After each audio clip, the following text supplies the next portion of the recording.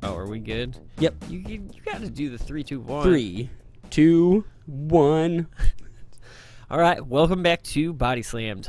Today we are going to get into Backlash, I think. And the backlash that resulted from Backlash. Right. So I'm Brandon Condit, joined here with Tyler Ebert and Franklin Everhart. That's me. That's you. I get a cheer. I get a fuzzy feeling when I hear my name. Right. So I'm just going to throw it over to you. I know you've got the notes, Frank, so we can kind of go through Backlash match by match. I guess before we get into it, were you guys excited? I know, Brandon, you weren't particularly, the match card did not get you. No, and I'm going to, I have a feeling before the end of the show, I'm going to do a bunch of ranting on, what I feel is the current state of WWE, because this pay-per-view is, a perfect metaphor for the fucking company right now. Heard that. I was not excited about this one. No, I do think there are a couple of highs, which we'll get into in a minute, but there are so many, lots of rubbish. Oh my God. The valley lows in this pay-per-view are amazing. I did not like this. What is backlash? A reaction?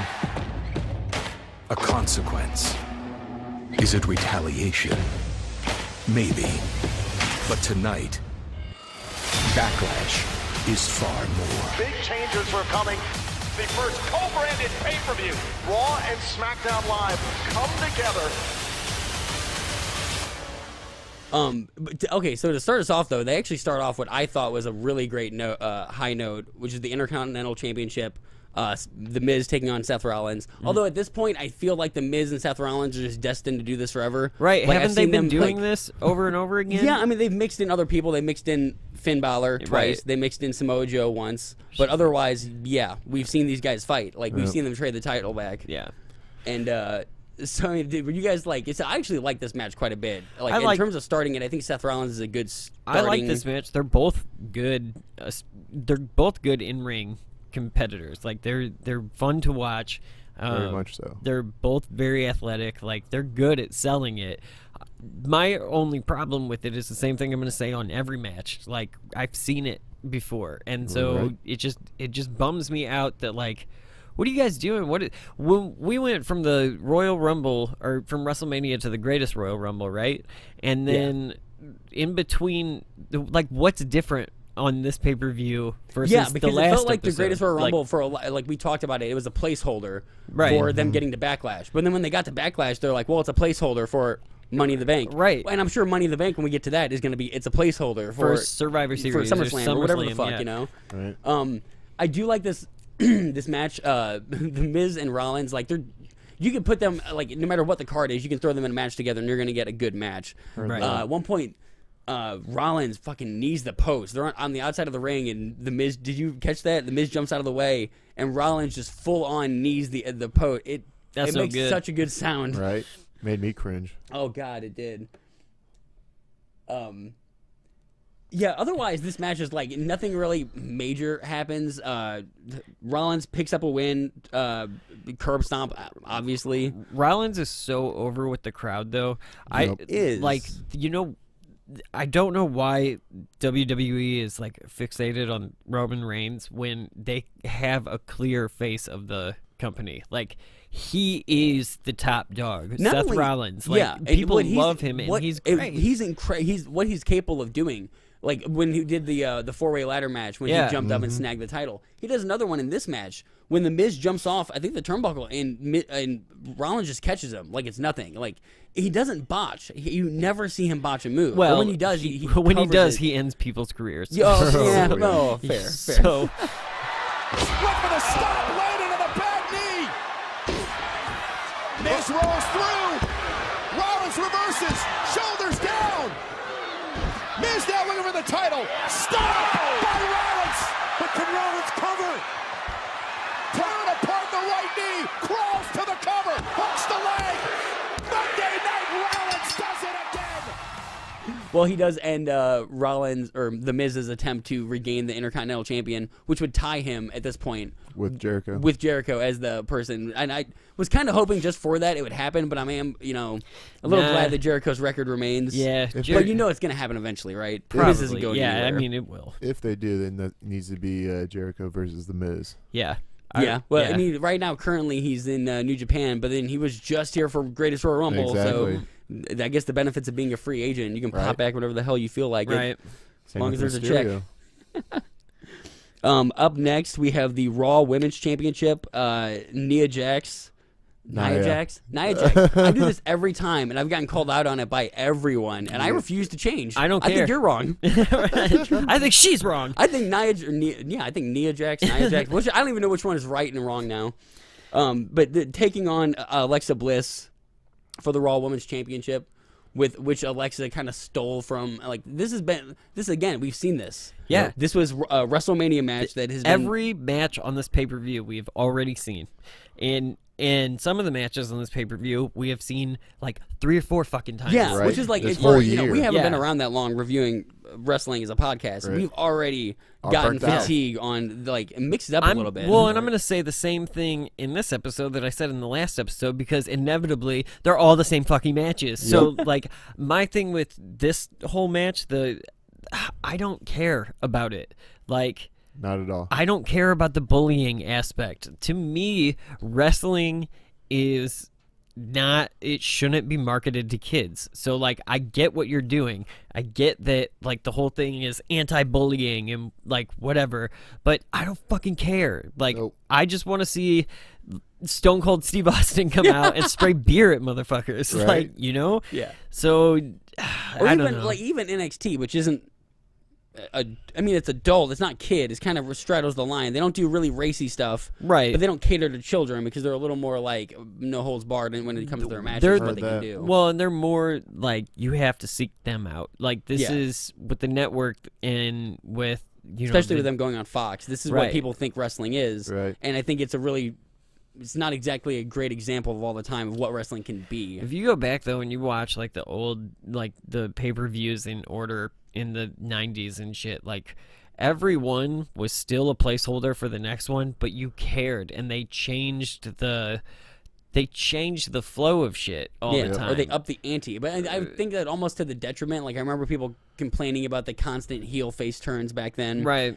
But again, like I think it was more entertaining. You know than what we they also currently did, have. which I think they should do more of. They don't. WWE doesn't do like legitimate squash matches anymore. Nope. Like I want to see.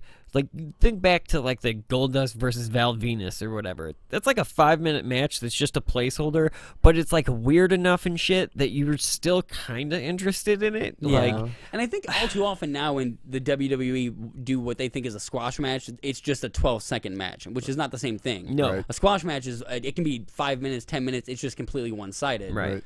And you kind of got that with like not even Lesnar and Reigns, because like there was No. so much like of them both trading moves and then pretending they weren't hurt. Right. Well, you get that from Braun Strowman a lot more now. Yeah. Yeah, I guess you do. Or Bobby Lashley. But I think you're right. I think that the WWE looks at a squash match now as Goldberg. Right. Or We're gonna yeah, do it in exactly. 20 Or I don't know if seconds. you guys remember doing Daniel Bryan lost the title to Sheamus at WrestleMania 28, 29, about the biggest 14 joke of seconds. life. Yeah, exactly. But I thought like that's what they think a squash match is, where it's not like they had a purpose in wrestling, which was to build All right, you're up gonna a have to certain explain wrestler. that though, Right. because I have not seen that. What happened in the 14-second match? Okay, so when Daniel Bryan, this is a little before you got into wrestling. That This was is like one of AJ the Lee, things- right? Yeah. So Bryan had won the title, and then he was dating AJ Lee in storyline, who is CM Punk's real life wife now. Yes. And this moment he won the title, Bryan started doing a heel turn. He didn't like the fans stealing his catchphrase, so he started chanting "No, no, no," which they started chanting back. But at WrestleMania, he had his big match with Sheamus, and so he gets in the ring, he turns and kisses AJ, turns around, Sheamus big boots him, pins him immediately. Really? Yeah. Now that did lead up That was to for the big gold belt, too. Yep. Yeah, but It's the I mean, it greatest did lead belt up that's ever to Daniel existed. Bryan being in the WrestleMania 30 match with Batista and Randy Orton, Yeah. which is a great match, and he got his WrestleMania moment. But that's only because they screwed him out of it so many times. Right. Getting back to this match, though, it's not even that bad of a match had we not seen it constantly. Like, there's Right. a couple of good spots. At one point, Jax dumps Alexa Bliss just out of the fucking ring in a really rough bump. Like, she hits the apron hard on her way out. Yeah, and there's Bliss does a DDT on the stairs to Jax. Like, they do some legitimate great wrestling in here. Isn't there a Ruthless. spot in this where Nia Jax gets pushed over the top rope and like hit. Oh, that's what it is. Yeah, Yes. her shoulder on the apron on the way down, and like, yeah, that didn't look like it felt good. No, that's what it is. Because they're playing up the fact that like Bliss is kind of the sneaky like, which I like the story and it would have worked fine had like I don't care about the bullying aspect. I think it's just ham-fisted in there. Yeah. Right. Like it's too How much are of you the. gonna do bullying? Like the whole premise of the show is we fight each other. Yeah, Right. it's really hard to do fighting without like you can have a respect for each other, but at a certain point, like anger has to come into it, Right. Or you're like you can't fight with dandelions. It just doesn't work, Right. So overall, this match is just kind of like there's not much that happens in it except at the end. I mean, you get to look at Alexa Bliss's butt, like, Oh, so yeah. there's that. Like, Giggity. Yeah. So Jax picks up the win. She catches Bliss's twisted Bliss and counters it into her Samoan drop, which is I've seen better Samoan drops like as a finisher. I understand they give it to her because she's like the big quote unquote big woman. She's the unstoppable force. just bored with that move. Yeah, Like, at this point, you know? it's like a headlock, and like you can't. If that's gonna be your finisher, it has to be a spectacular. Velveteen Dream in NXT, he can have a top rope elbow drop as a move because he can perform it beautifully. Right. Yeah. Like everyone can do that move. You have to do something to set you apart, and Right. her Samoan drop isn't really that impressive. No. So she does pick up the win, retains the women's championship. She also says that Alexa's moment of bliss is over, which I love the little ha ha ha. Yep. So moving on, we have God damn it, just like everything every time I say two people going at it, I look to you, Brandon, and I know you're gonna say, did we just see this? Right. Yeah. Because it's fucking Randy Orton taking on Jeff Hardy. Yeah. Which we saw Jeff Hardy taking on Jinder Mahal, but it's just like insert crappy wrestler Well, I and don't care isn't- about here. Wasn't this? Aren't they on different shows?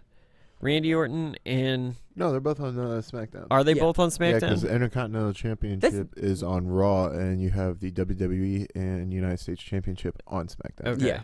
So I mean, but again, like it's like I don't care about the United States Championship because they haven't They've- given me a wrestler to carry. They've like, devalued that. they have, and I'm so not even much. shitting on Jeff Hardy. I like Jeff Hardy. I like I'm Jeff Hardy, I'm a too. Hardy Boys fan, and I don't even particularly hate Randy Orton. I mean, I don't hate him as much as other people do. I know he No. gets a lot of it. I think he can be a competent wrestler. I'm bored with Orton. Like, Orton's been doing the same thing for the last 8 years, He said he was going to change his gimmick when he joined the Wyatt family, and he just and he just Didn't put do on anything. a vest. Yeah, and you can see like Jericho is someone who can reinvent himself every 5 years, Right. and keep himself relevant. and is badass at it. Yeah, and I mean, and I would say that if you put Orton and Jericho in the ring, I'm there. I don't want to watch that. Right. They both have in-ring skill. I just don't think Orton has the charisma Not that other anymore. wrestlers have. No, and I don't think Hardy don't- does either. Because I think Matt, you see with the promos with Woken or Broken Matt Hardy that he's obviously the one that's better on the mic at this point. Yeah. I also think though that Orton doesn't I don't think Orton cares really.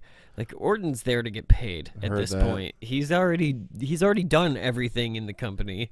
This is a different era than when he came into it, and I just think he shows up for the paycheck now. Yeah, I mean, so they're going for the U.S. Championship, which should mean something at this point. It should be the equivalent of the Intercontinental belt, which is, even though we've seen Rollins and Miz go at it, it's more hotly contested, I think, Right. and actually care who owns that belt. Where Right. I don't give a damn who owns the U.S. belt until you put it on someone I think more interesting or has a story. This match is just it's kind of worthless. The funniest part of this match is you get a big Rusev Day chant right in the middle of it because people are so fucking bored. Which I think is just adorable. I love as much as you can bitch about the fans. I love that they can be smart or smarky like that, where they're like, we'll let you know when we're just tuning out or going to get nachos. right. Yeah. Really, the United States Championship belt should be held for an up and comer. For the longest time, it was for Baron Corbin or Kalisto. It used to be back in the day. If you held a the rookie. Intercontinental belt, that was your stepping stone to the world belt. Right. All right, so this match is kind of it goes on too long for its own good. Both men trade finishers, the RKO and the Twist of Fate, which doing them back to back, I realize they're the same fucking move. They are It's the just a diamond exact cutter. same move. Yeah. And you don't really I guess most people would realize that, but it wasn't until they fought each other that I was like, oh shit, Matt Hardy just does a little spin to his. Yeah, Right. that's And- all it is. Yeah, Orton just jumps up for no reason. So Hardy retains the title, which again, there's no title changes in these pay-per-views, which makes it hard to care because you kind of get used to them. They're going to retain the title. Right. They're not building to anything. No. Also, for a co-branded pay-per-view, like they haven't really made much of that. No. Like I almost forgot that they were co-branding. So moving on, we have something I always get excited for, but never fucking comes to fruition. Elias's concert. Now, I am good friends with New Jersey's own Bruce Springsteen.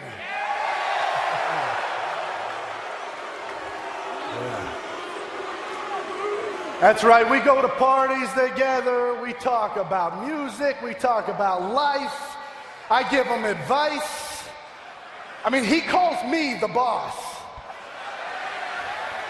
You know, when he tells me, you know, of all the great things he's done, his only regret is that he's from New Jersey.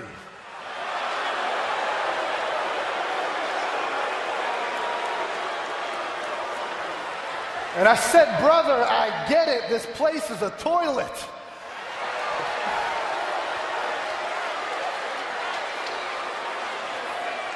I mean, in fact, he can't stand the whole tri-state area, but I texted him earlier. I said, hey, Bruce, tune in tonight. I've got a song. I think you're going to like it.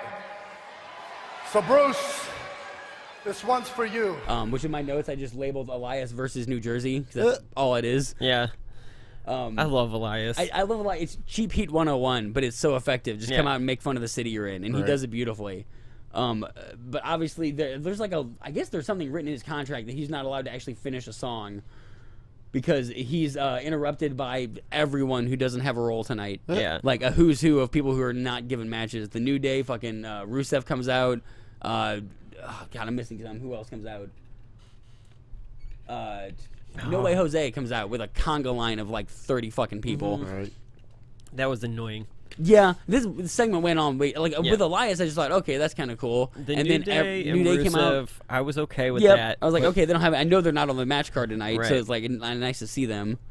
And I don't like the New Day, but like I like some of their promos. They are cheesy as fuck, but they are hilarious. They just remind me of like if 13 and 14-year-olds were able to wrestle and just get out there and do their own thing. Yeah, with how good, and I do love that they embrace it. They All their embrace air humping and shit. Yeah, the trombone and stuff. Right. I do love it works out, and it's hard to believe they haven't done this before. The idea that the New Day want to join Elias's band because they also have instruments. Yeah. Right. Which seems like the easiest 2 + 2 = 4 writing that anybody could ever do. So you do get to I actually like of all the PG shit they do, this is the stuff I think is the best. Where Agreed. it's actually like, if you had a small kid, if you had a 4-year-old or an 8-year-old, I think they would be laughing, you would be enjoying it because it's not offensive, you Right. know? No. But again, offensive is my style of wrestling. Like I would rather see. Now I don't need to see. I know there's a lot of promotions where. What was it? We were talking about a match where the audience was chanting like "you sick fuck" or whatever. Oh, they do that in PGW and Progress. Right. They do that all over. That's a little bit aggressive for me. Like I don't need to see that. I mean, they've chanted worse. They've chanted, "You're gonna get your fucking head kicked in" at people. Like, fans other places can be kind of crazy. So I don't need that, but I just like I don't know. I thought this was funny, but the New Day reminds me of like if wrestling was on Nickelodeon back in the day. Oh like, yeah, when they're we were definitely watching- like a Mattel made like. Yeah. But they work, I think, and they're just goofy enough to like make it happen. Every fucking wrestler is Mattel made, or whoever the company is I think it that is makes Mattel. the toys. Right. Yeah. Because they straight up every cutter. single one looks like an action figure. Right. Like they're dressed to sell toys. Yeah, I mean, unless you're Daniel Bryan, in which the fans just get you over and they keep you there. But otherwise, yeah.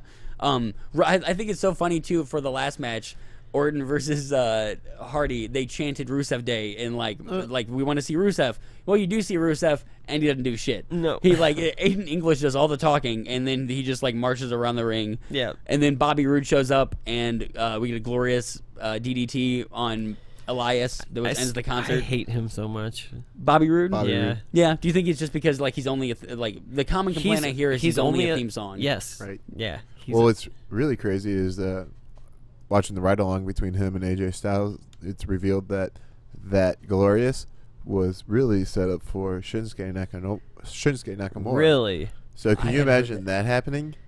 And then Shinsuke's like, nah, This isn't. I for can't me. imagine Shinsuke. Shinsuke can't dance to that. No. That's the downside No, of that song. It would right. like that would because it is a great theme song because when you hear "Glorious," you instantly get excited. Yeah. You want to jump up. But Shinsuke can't dance down to the ring and do his little hand moves No. to that song at all. And Shinsuke's music is too good.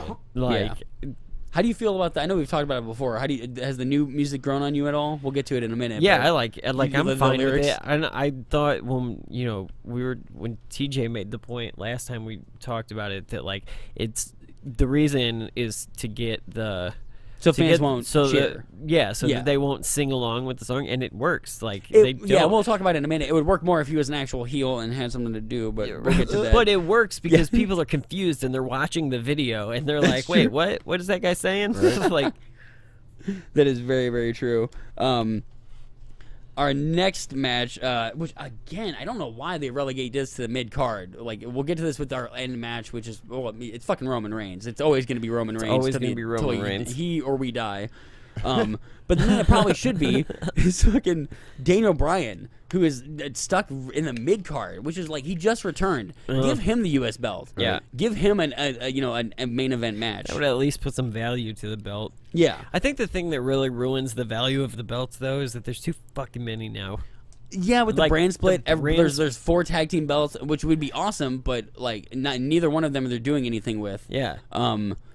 You know, like at the moment, at I least. just think when you've gotten like 12 belts, that none of them are really that important. And when, for some reason, the flagship belt is now the Universal title, that just destroys the entire I think that's just thing. because it's on Brock Lesnar. Well, and that's just to get the title ring away from.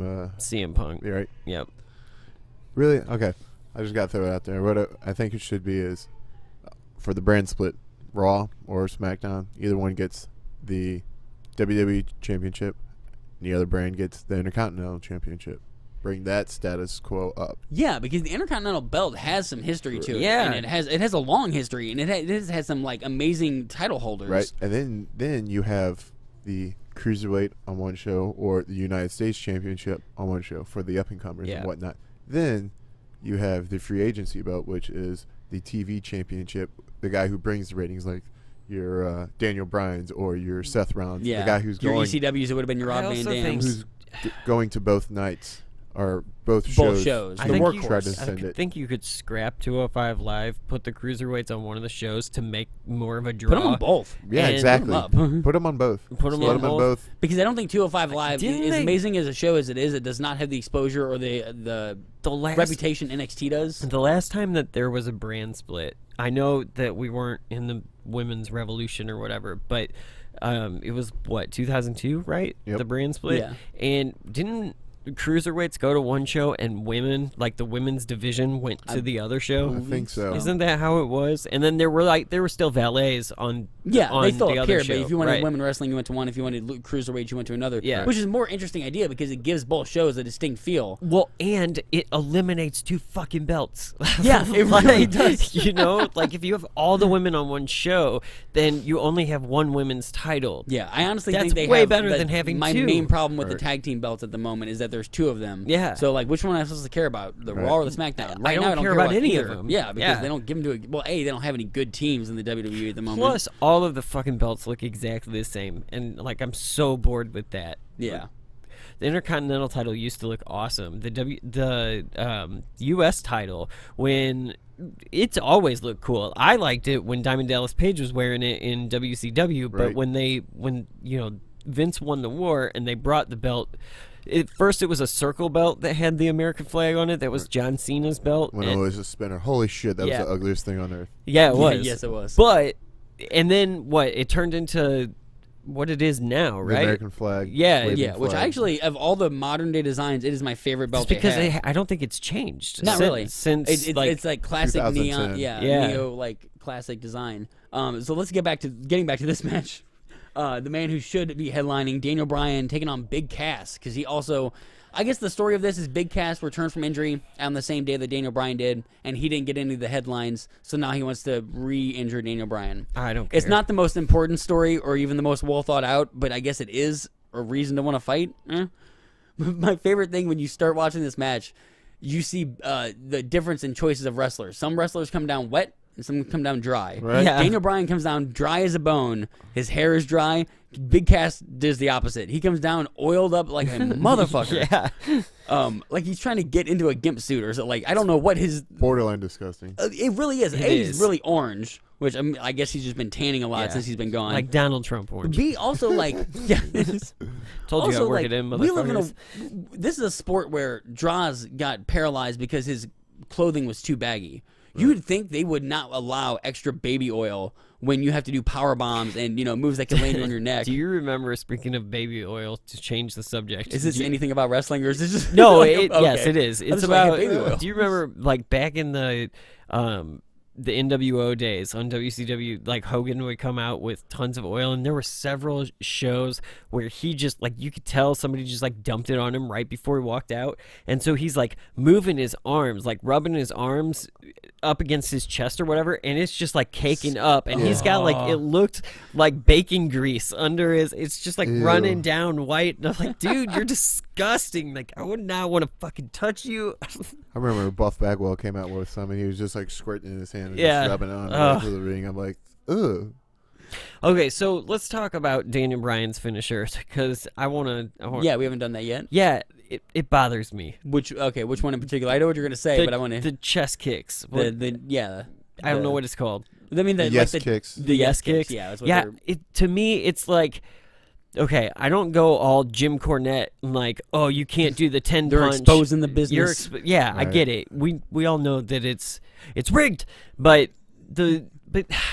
why wouldn't you move? Like, Yeah, Laura, you put your- sit there like that My other because thing you is, like, have put to. your other arm up. Like they Right. never try to block their chest. I think- and I guess it's like if you're a good actor, you would be so dazed and out of it, you'd be pretending that you're unconscious almost. Right. But most people just wide eyed, like ow, Right. ow. Not only that, ow. but they're like got their hands crossed across their privates, and they're just got their arms clenched. So they Yeah, can so you're embrace not taking the Right. brunt. Yeah. I think the thing that makes it different though is like the 10 punch. You can move your arm faster than you can move your leg. Right. So it doesn't take as much time. I think that's why I buy that more. When you're sitting there kicking and it takes 45 seconds or a minute. to recoil. Yeah. Yeah. Like, Although, no. to be fair, Daniel Bryan has some of the stiffest kicks out there. So Yeah. I do like it. Legitimately, I think it's that thing of like when he started doing it, not a lot of people were doing Right. strong style, the MMA style kicks and forearms. He forearms Big Cass like 4 times in the back of the head during this match, and each time is more devastating than the last. Yeah. It's really brutal looking. Do you like Cass? Does anybody No. like Cass? No. No, Just look at him walk. He Yeah, looks what like I a think is lumbering funny- giant. like his return to the like immediately you get a chance of we want Enzo. Like just Right. they could not care fucking less. The Cass is back. Right? That's He awesome. can't even bend his knees. Yeah, I mean, and like I understand why he's there. He's the classic looking. He's fucking tall. He's built. He looks like a wrestler from the 90s. He looks like Joe Dirt. Like, 7 foot tall Joe Dierte yeah. Like, I don't know. had sex with his sister. He does. He has. Not to Fucking be mean, Carney. but he has a little inbred look going on. Yeah. Yeah, I Barney don't. from Staten Island. I don't know. And I think also like Daniel Bryan's Or back. he looks like the dude from Clerks. Dante. Yeah. Oh, nice. But like, does it make you mad that like? Not that this match is bad. Daniel Bryan really doesn't put on bad matches. No. Like, even his worst match is still enjoyable. He can easily sell anything. Cass can't though. No, No, he can't even and- sell walking. No. And all he has to sell in this match is that he's a big, strong guy that wants to hurt the tiny guy. And Daniel Bryan is like, by wrestling standards, really fucking tiny. Right. So it's more apparent. But like, I just like Daniel Bryan coming back should be the biggest thing for the WWE. Right. And they Yeah. don't have anything planned for him. Especially since like they had all this shit planned for Goldberg's return and for who else returned after Goldberg for like 5 minutes. Sting.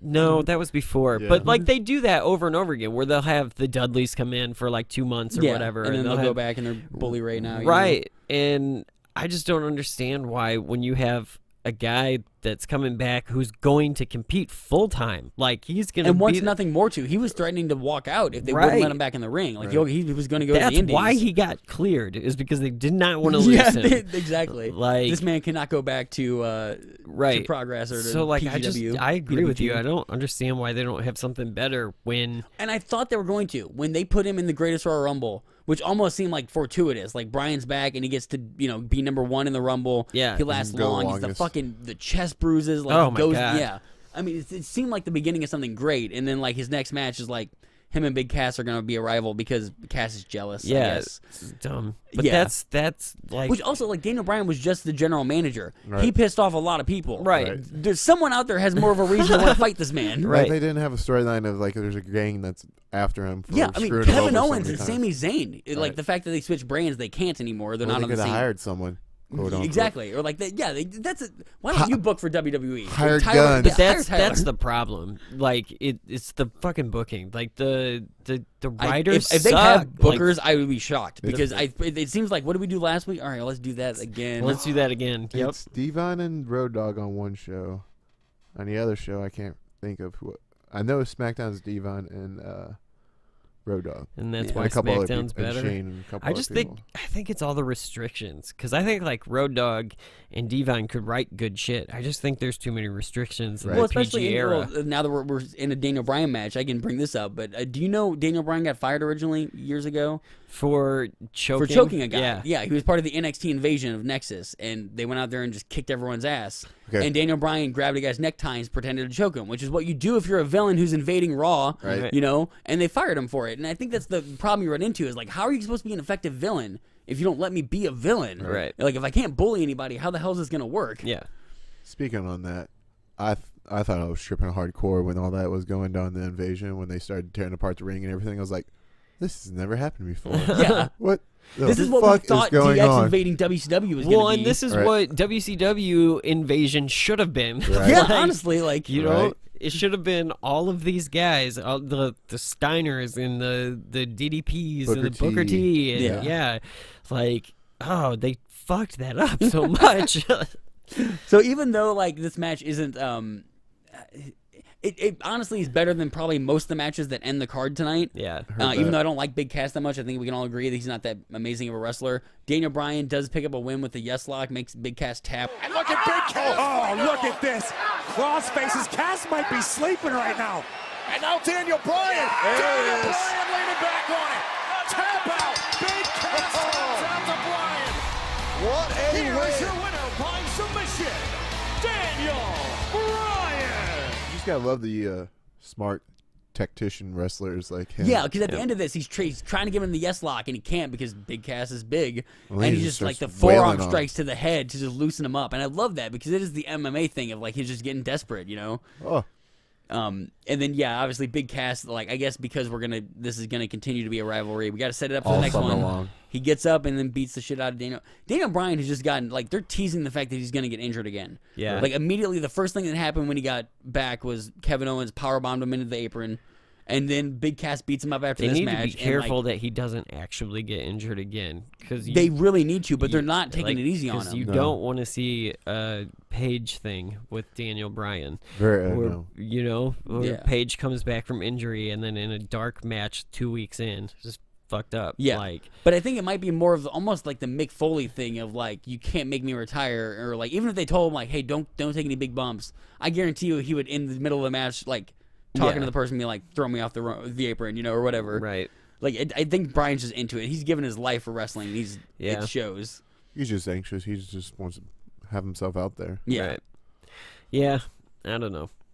At the end of the day, though, I say by Survivor Series at the end of the year, he'll have a good storyline going for him. I hope so. I hope because so, too. If they squander Daniel Bryan returning in the ring, Well, that's like I was gonna say unforgivable, but the WWE squanders every Right. storyline opportunity they get if not, then he might be winner of the Royal Rumble.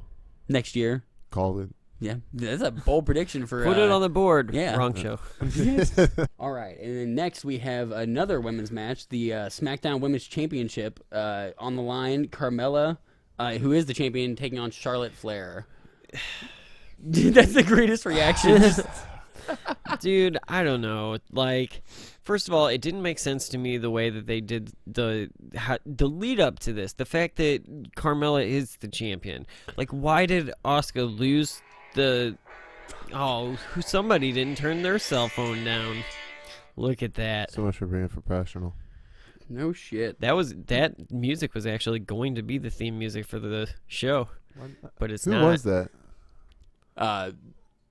The music. That's Mick Foley. Yeah, that's what I was thinking. It's yeah. No, it wasn't. So something similar to that was going to be the music to the show. Anyway, getting back to this, like the thing that fucking I don't get why Asuka lost at WrestleMania. Yeah. And which seems like it was setting up for a great rivalry. Like and then all of a sudden Carmella just wins. Yep. Like Right. wasn't it the next SmackDown? Yeah. It was the SmackDown after WrestleMania. So of course they had the Iconics come out and do their little intro of who they are and all that stuff. Beat the shit out of Charlotte, and all of a sudden, here comes the little weasel from Staten Island to cash in the Money in the Bank from a year ago. Right. She held on literally a year ago. ago. I mean, you knew it was coming. I mean, we saw her win it. Yeah. We were there. Yeah, it was in St. Louis. Which, like, okay, I wouldn't, like, I don't mind them cashing in the Money in the Bank. That's not a bad, like, swerve, storyline, whatever. Mm-hmm. But it's like, keep Asuka in the mix, because you had her lose her undefeated reign, and then she hasn't shown up. The thing is, you know, Shirley wasn't in fucking Saudi Arabia. With the Money in the Bank, too. Right. Thing with the Money in the Bank, too, like, the match, I think it's getting stale. And this is probably something that we'll talk about in one of the next episodes. Right. Yeah. One of the very, very next episodes. But, yeah, I just, like, I don't know if it's... It was interesting the first couple years, and now it's just something where it's like, well, you've done it every way you can do it. You've had people cashing in right away. You've had people cashing in really late.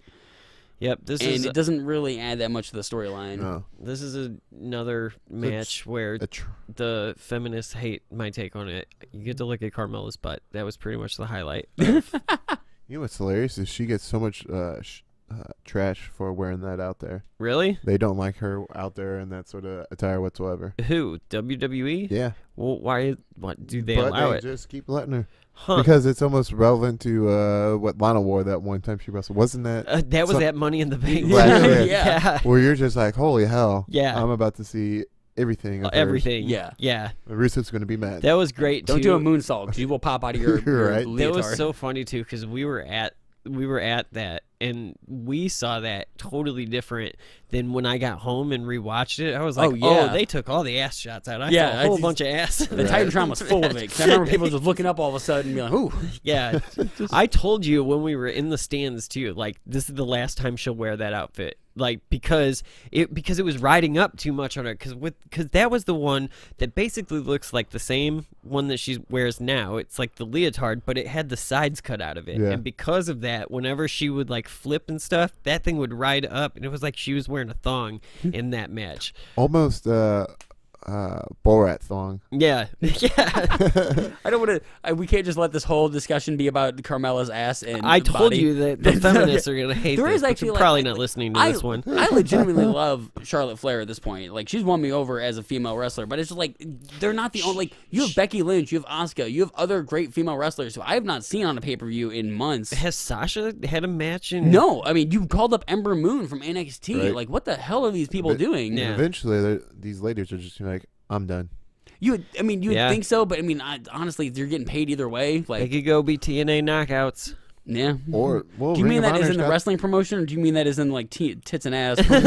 I'm not sure. Right. Well, Ring of Honor's women's division has just started, and they're up and coming, and they signed, if not old veterans, but current stars of past WWE, like last year or 2 years ago, or TNA wrestlers. So if not here or going back down to NXT, then shipping off to I mean, you Ring gotta of wonder Honor. how, like, I mean, it's great if you're AJ Styles because you came over and they gave you the world belt and you've had it Right. and you're still keeping it. But if you're someone else who got called up, you gotta feel like the Sami Zayns of the world, like, you gotta feel like you're kind of getting wasted. Yeah. Right. Where, like, you could be on top, you could be like Cody Rhodes, you could be on top in New Japan, or you could be in the mid card in America. It's Right. kind of like, where do you want to be? Yeah. So do you think that Carmella is effective in this role as a champion? Yeah, I mean, Yes, but I would have preferred for Asuka and Charlotte to of all the matches we saw that I thought deserved a follow up or months of follow ups. That's the one. I thought that was Charlotte was made to look amazing. Yeah. Asuka was made to look like a killer, even though she lost her undefeated streak. Right. And then they just abandoned that storyline. And I don't know if it was I was hoping it would be from injury or something, that it would be forced, but it just seems like they just used Asuka to get Charlotte Flair bumped up a little bit more and then kind of abandon her. Right. Well, then you get this little weasel that comes in who's just an antagonist, just like Alexa Bliss. Exactly. Where it's just I want to see something new with the villains and right. Because it is just they're just playing out the the backstabbing, The Mean Girls. Yeah, exactly. The fucking Ashley group from fucking Recess. Yes, that's what I oh my mean? god, I love that reference. I mean, that's what Alexa Bliss That's and a reference for the 1%, but the 1% that get it fucking love that reference. Right. I do Carmella. Not the 1%. The 1%. A 1%. A nerdy 1%. We'll say that. I do like Carmella as the villain. When she mocks Flair's the Flair walk in this match. Did you see that when she does the whole woo? I thought that was pretty effective. She can be a heel, but I just don't think there's really that much of a reason for them to be. Wanting the belt is a fine thing to wrestle over once in a while, but you need deeper storylines eventually. Yeah, completely agree with you. Yeah. Carmella ends up winning, picking up the windfall to retain the belt, which you'll notice that's a common theme because we've had Backlash. 1, 2, 3, 4 now title matches. Not one has changed hands. Yeah. Speaking of that, let's move on to our next match because the same fucking thing happens. Right. AJ Styles, Shinsuke Nakamura. Now this is a no disqualification because we've had this match. This will be the third. This fucking match. Right. So we had the first one, here's the WrestleMania problem. 34, which was the first time they're going to wrestle for WWE. Amazing, because these guys killed it back in the day. Right. And then, Was it at the Royal Rumble? Yeah, and then the Royal Rumble follow-up, which AJ won again, but this time by disqualification. Right. So now they're going to do it again, this time no disqualification, which we'll get to that in a minute with the ending of this match.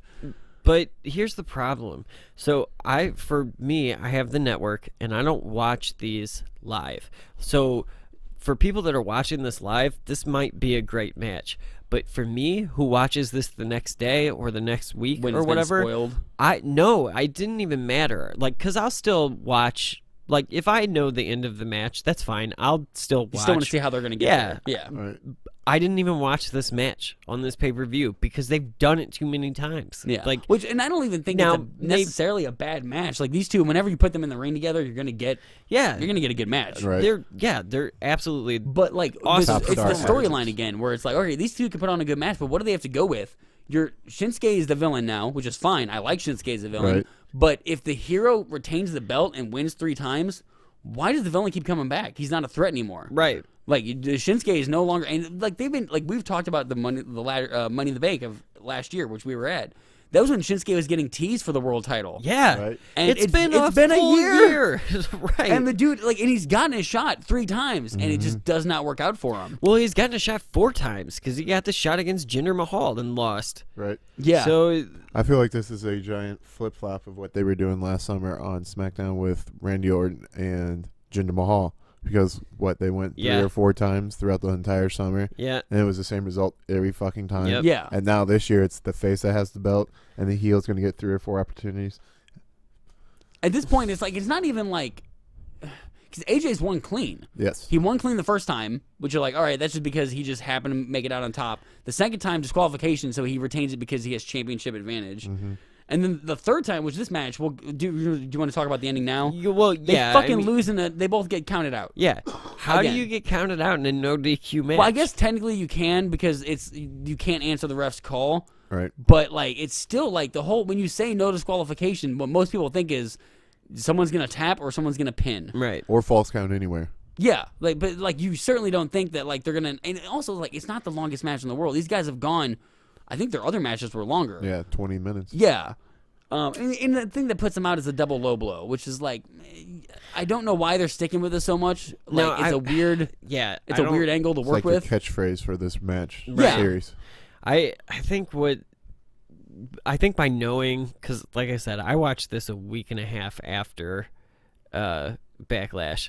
So when it was live. So I did know the outcome of it, and I rolled my eyes so much that probably played into why I didn't watch this match.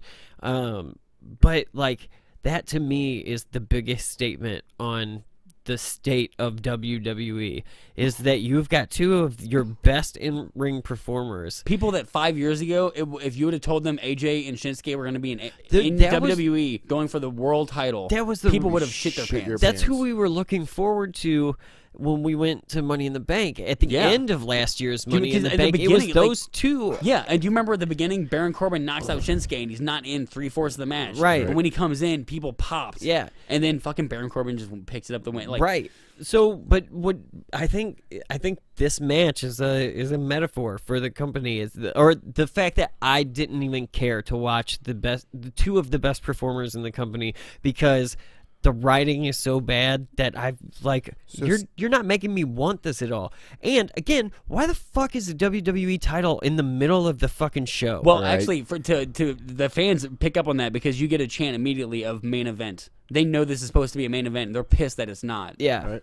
Well, he won what, the Royal Rumble, and Shinsuke, he's supposed to main event WrestleMania, and they were knocked in second main event. Yeah. Which is like, it's that CM Punk line when he on the Colt Cabana podcast, but he's like, you can blow smoke on my ass and tell me that I'm main eventing, but when fucking whoever goes on after me, whether it be The Rock or fucking, in this case, Roman Reigns to infinity, the main event is the last match, and that has to be the most important. And it's kind of an insult to your belt to have it go the third match to the last. To your belt. Right. It's 100% an insult to the belt. The only thing they should have done because you know why they have so many fucking belts now. It's because they brought Mattel Design demands it. Well, they brought all of the belts over originally from WCW. Well, they took the good ones. They left out the television.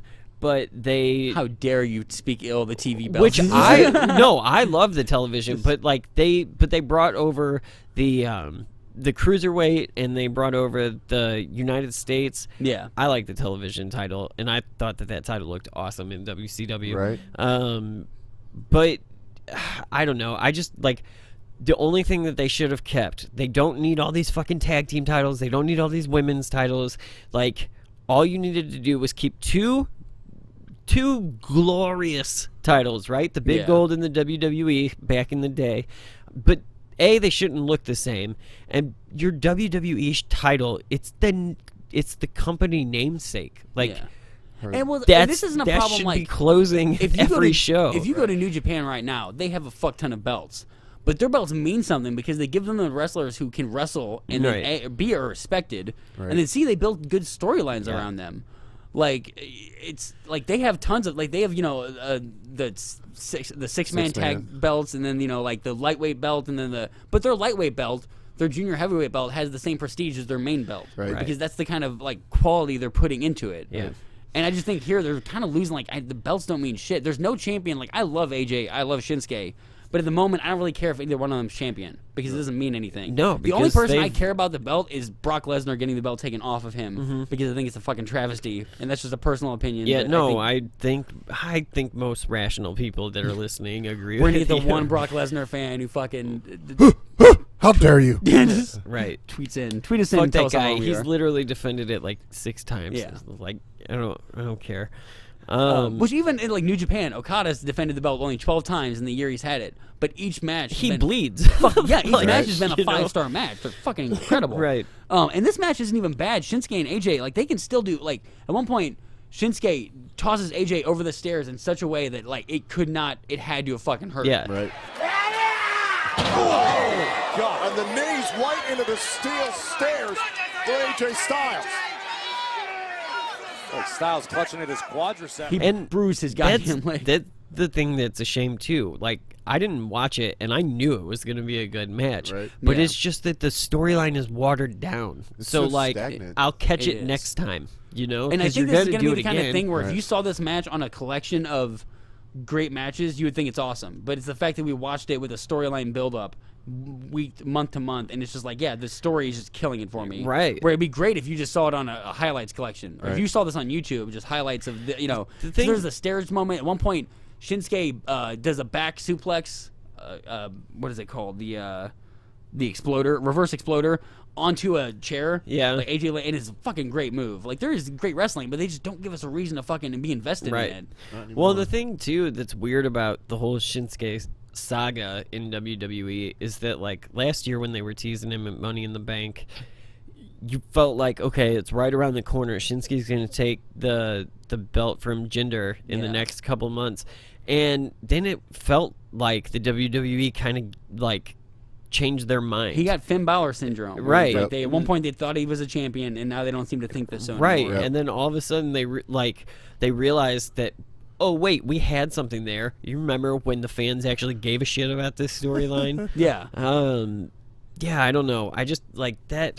At one point, there was a great moment in this match. I don't know if you guys, I'm sure you caught it, but AJ, they bring a chair into the ring, and they're fucking with it. And Shinsuke comes to run at AJ, and AJ just tosses the chair right at Shinsuke's face, and he nails him with it.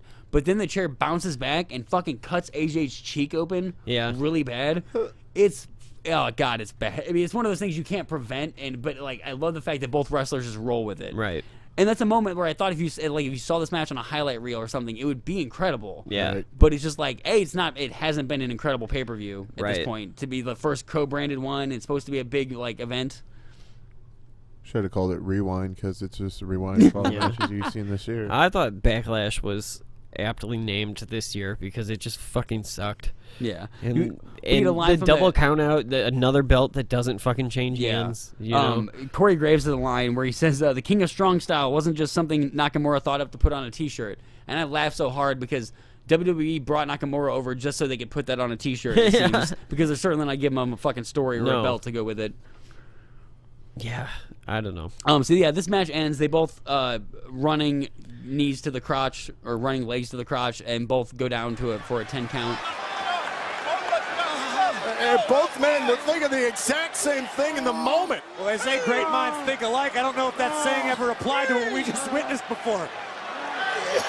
And again, they have to answer the officials' count here. Count of 5. Nakamura and Styles here. 7. Count of 7 here. This is getting dicey here. Nakamura and Styles, neither man's been able to try and get to their feet here. And the officials making the decision. Are you kidding me?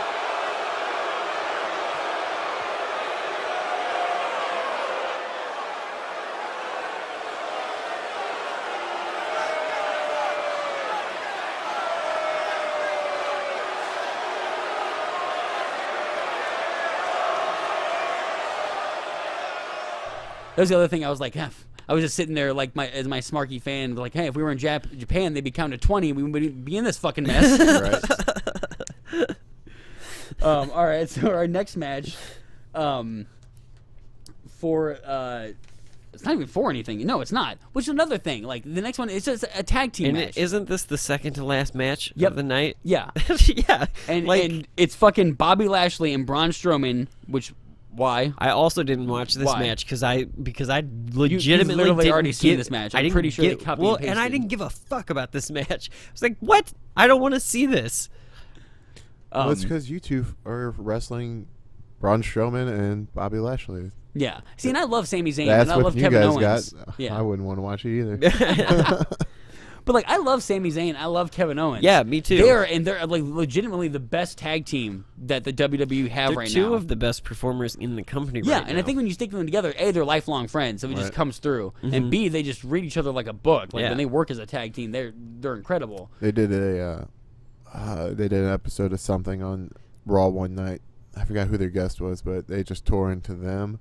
They actually, in the Raw me and TJ went to, who's not here tonight, they did the first Sami and Kevin show. Yes. So they did that in St. Louis. I got to see the first one, which was awesome. They bring out Kurt Angle and they just tear into him as the new GM. And then he sets him up with a match with Braun Strowman and Bobby Lashley.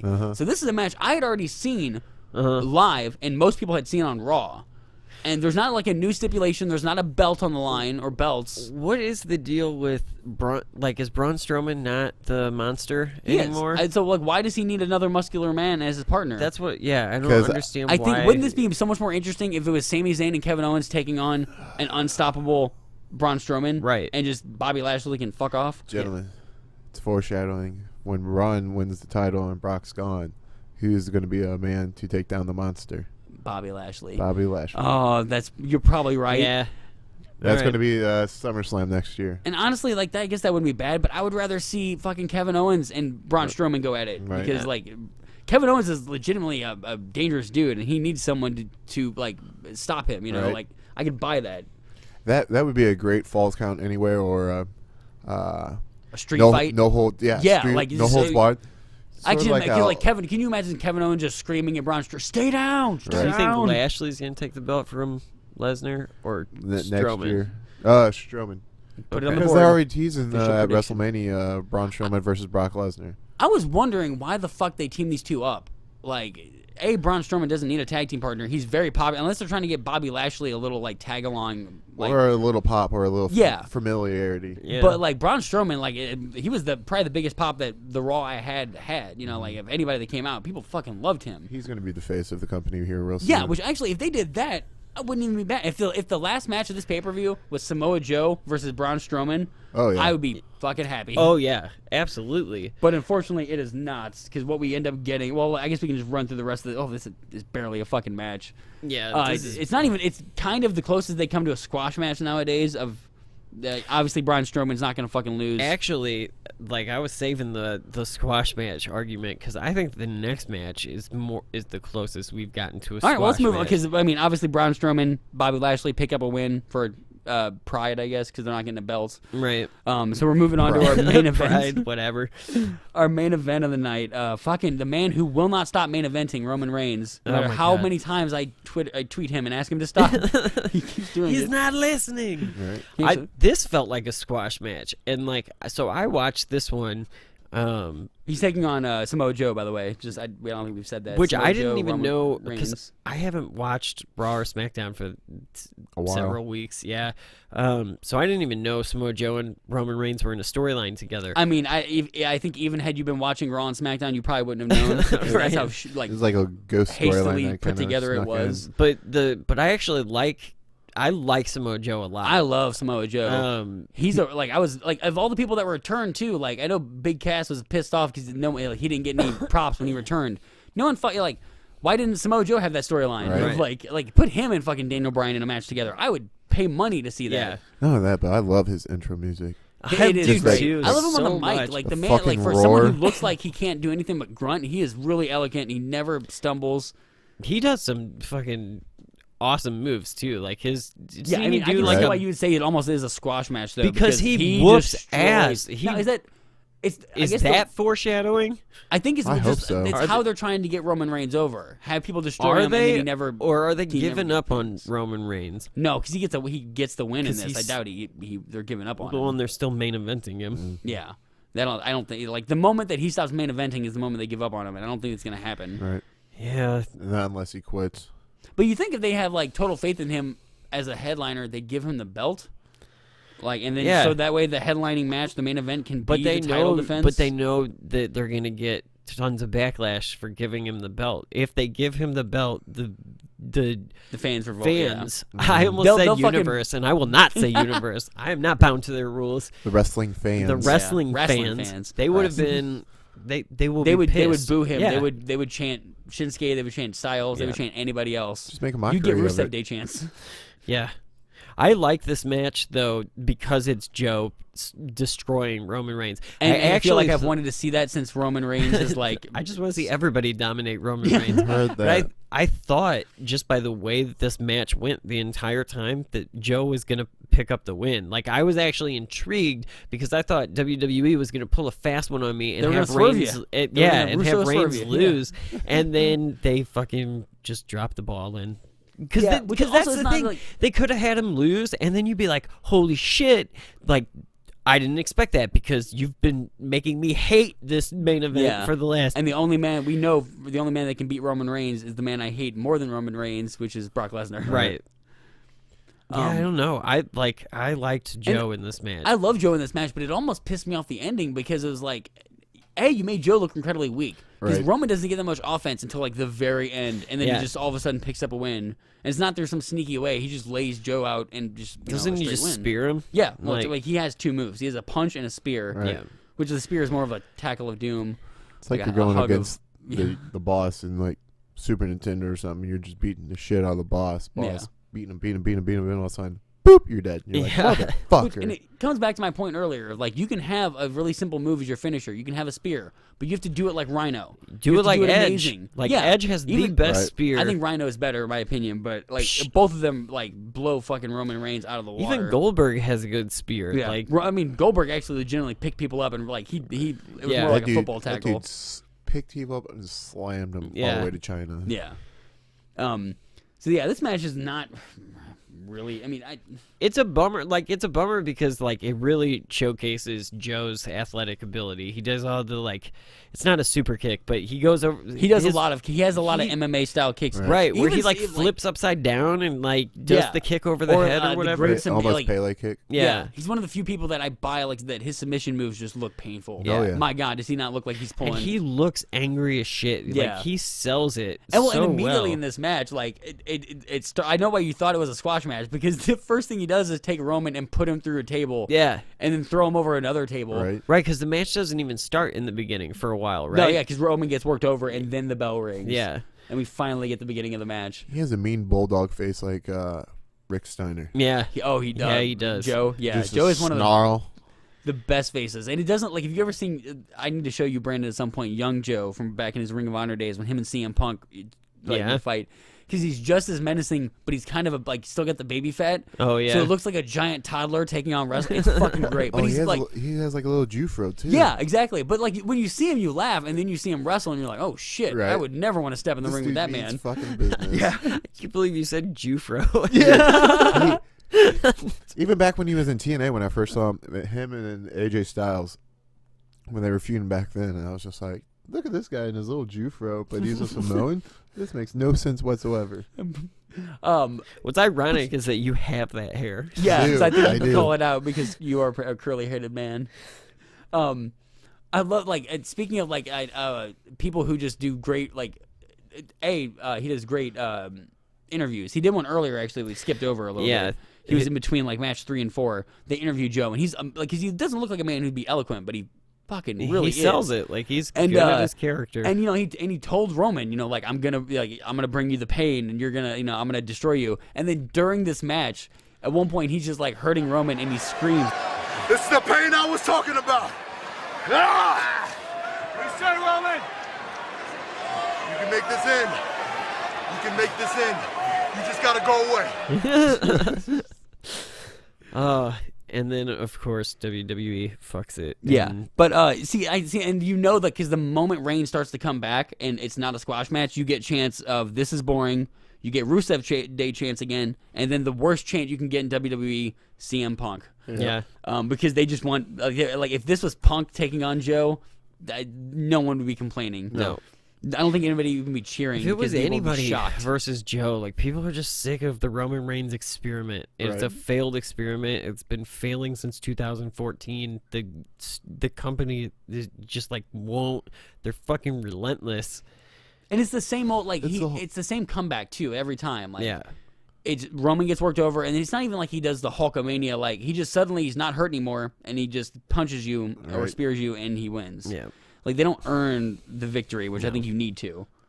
Unfortunately, I feel like he's gonna have the same gimmick for his entire life. Yeah. Fucking shielded, He's the same. Seth Rollins and Dean Ambrose changed when they left the Shield. reinvented themselves. Yeah. No more so than Seth Rollins. He's continued to reinvent himself, Right. and stay relevant. Yeah. And it's kind of piss poor that he's always relegated to opening shows. Yeah. And he starts them off hot and heavy with great matches, and then there's an ebb and a flow of crap and kind of good matches, and then you get to the end, which is if it's Roman Reigns, pretty much. Yeah.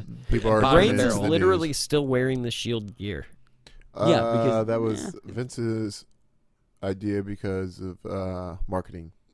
Because it looks good on a toy. Well, it's just faceplates on cups, toys, book bags, T-shirts, all that other stuff. Yeah. Everyone's so recognizable, just like the McDonald's symbol or the Burger King or Dairy Queen or whatnot.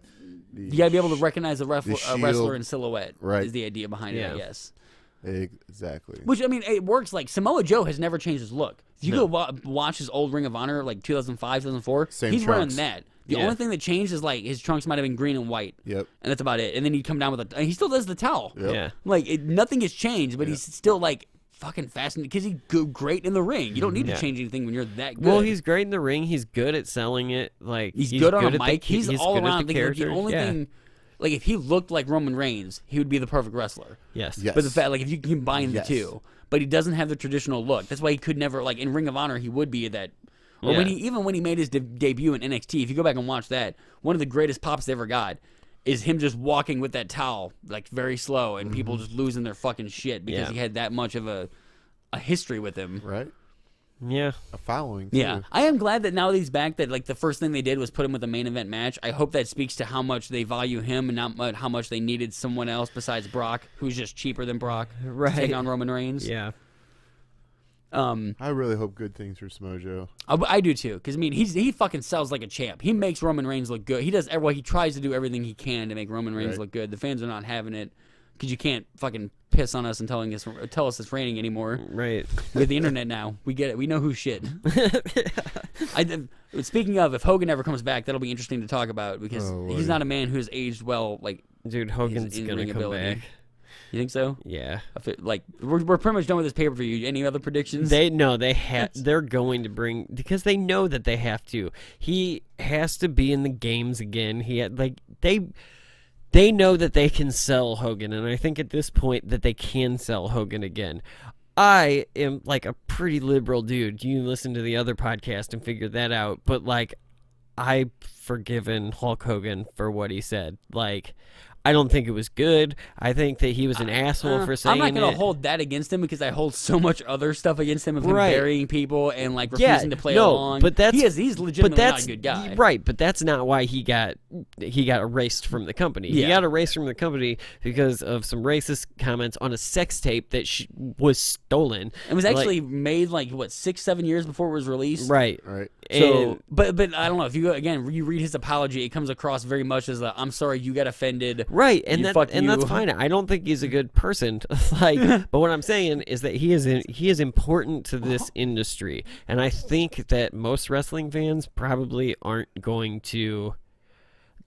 They're not going to let racism get in the way of the product. I mean, if that was the case, we would have never made it through the Attitude Era as fans because they would have, Well, yeah, because that's a great point. The DX versus Nation of Domination. Just even the way they treated women. Just go back and pick any woman in that company. Her name was Woman. How fucked up is that?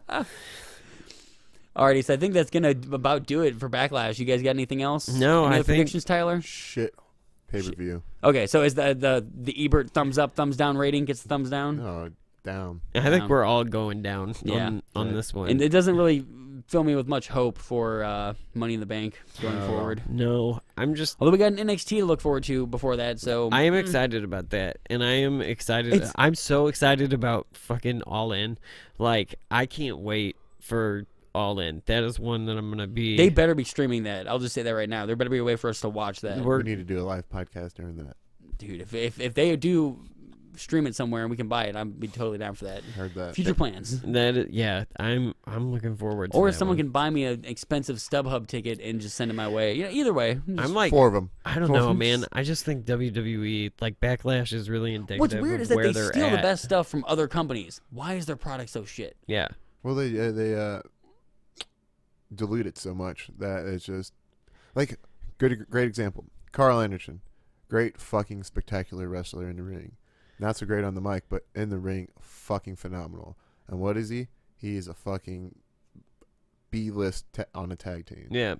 I mean, you could make him a mass wrestler or something and not give him any lines and put him out there like Sin Cara used to be, and that dude would fucking soar to the top. Yeah. That's I mean, why look at, I'm like- bummed that like people like Adam Cole don't stay in New Japan because I think when he comes up, Aleister Black comes up, they're gonna waste him. Yeah, Yes. I mean, Adam Cole's the one person I don't think I still if I would put money that he would be popular because I just don't think that man can be hated. He's the new HBK. Yeah, and the fact that he's like, you don't have to change his gimmick. He's been doing the Adam Cole Bebe for fucking years in every different company. I've read articles saying that like Stephanie hates him for that. Yeah, I've heard that. I think TJ because the told me. McMahons don't like anybody that comes up with their own idea. Like, it has to be a creation of WWE. Yeah. At least that's what like the articles claim. That's not my I don't know. Not your hot take. Right. But I could see it. Like, I could totally see. Yeah, and that is like it's got to be weird now that I'm someone who like I wasn't around wrestling when when Fergal Devitt got called up to be Finn Balor or when Samoa Joe came in,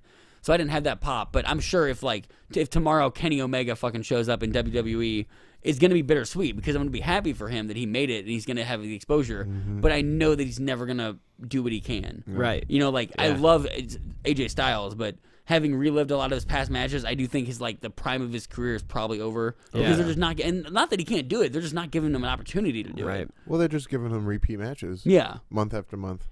Yeah. Year after year. Yeah, doesn't this, like, the Shinsuke versus AJ, that storyline, doesn't that feel like when Ultimate Warrior came to WCW and Eric Bischoff was just like, we'll just relive this, we'll just retell this WWF story. Which, because WrestleMania 34, it was kind of like, oh, hey, like, they weren't going to say it, but it was kind of winking, hey, do you remember this New Japan Pro Wrestling match? We're going to do it again in America. Yeah. Right. But like that's fine. But then after that, it's just like, all right, so what's new about it? Like you can't just relive the same like. No. Like if it would have been a best 2 out of 3, like that's how they set it up. Like we're gonna do 3 matches, and whoever wins 2 out of 3, or I don't know how the fuck they could have done. They're any other interesting way. Right. Yeah. They could have just not made dumb rules around it. Like Or they even, just like, if they you're gonna watered do, it down. They did a no disqualification match in this, and they bring out a chair. Like that's it. Like it's not like for 2 guys who are renowned for being strong style. Like that's not really that Bring out much the of kendo sticks. Bring out the fucking table. bring out a kendo stick. I want to If see they're a not allowed to trash. do that, You know what I want? trash I want can full of steroids shit. and blood. What's Like that? You want them injected into all wrestlers. I want to go back to like 04, 05, 06 where Triple H is just like blood from head to breaking waist. the Muda scale. Yeah, Just- let's do aggression. that shit. Ruthless aggression. Go. So anyway, that is probably it. Yeah, for- after that nice little tangent of telling them how they suck. Right. Tell us where to find the show. Yeah. Well, you can find us anywhere. If you're listening to this, you found it. Yeah, So good very job. true. Congratulations. You're not the target market. But for this yeah, promo. we are. But yeah, if you feel free to share us with your friends, we are on iTunes, Stitcher, Google Play, YouTube. Pretty much anywhere podcasts are found. Look in the links below. Follow us on Facebook. Give us a rating or a review. Would be really appreciated. We love those. Keep those coming. And and hit us up on Twitter, or actually hit us up on Instagram if you want to get a hold of Tyler. He runs that. our for check sure. out our Instagram account. And if you want to talk to us, we're kind of Facebook, Twitter. TJ's a little bit of the Facebook more. Yep. We're around. You can do that. We're around. You can also, if you're Social interested media. in other topics of the political persuasion, you can listen to our other show, the Devil's Advocate podcast. That is also available on all those same platforms. So check that out. And body slammed. Have a nice day.